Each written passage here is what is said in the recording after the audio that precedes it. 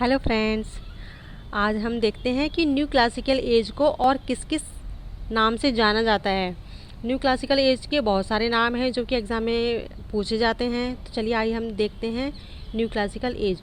New classical as जो कि 1660 से 1798 तक जानी जाती है। इसी को रेस्टोरेशन एज भी कहा जाता है, लेकिन रेस्टोरेशन एज को 1660 से 1700 तक ही माना जाता है। फिर है ऑगस्टन एज, भी न्यू क्लासिकल एज का ही दूसरा नाम है। एज ऑफ पोप भी इसी एज को कहते हैं। एज ऑफ सेंसिबिलिटी भी कहते हैं, और एज ऑफ द जॉनसन भी इसी एज को कहा जाता है। अब देख लेते हैं इसके सभी नामों को, एक बार ठीक से देख लेते हैं।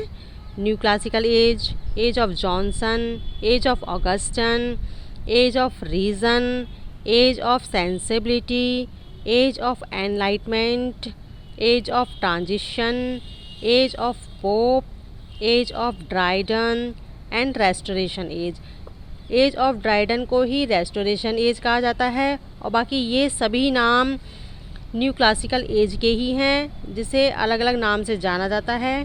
तो ये न्यू क्लासिकल एज ही है जिसे कि इतने सारे नामों से जाना जाता है। तो प्लीज़ फ्रेंड्स, आप इन सबको पढ़ लें और तैयार कर लें। Thanks for watching.